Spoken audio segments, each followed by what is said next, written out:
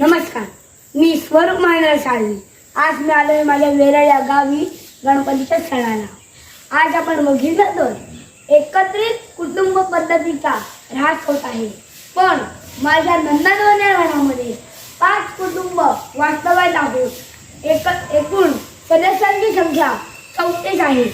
आम्ही प्रत्येक जण गणपती, दिवाळी, दसरा, शिमगा अशा विविध प्रकारच्या सणांच्या दिवशी एकत्र येऊन एकत्र जेवण करून सणांचा आनंद घेतो.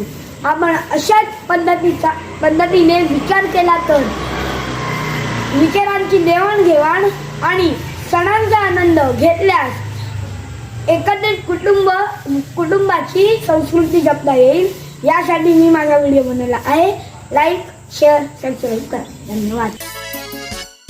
मला सांगा सुख म्हणजे नक्की काय असतं, मला सांगा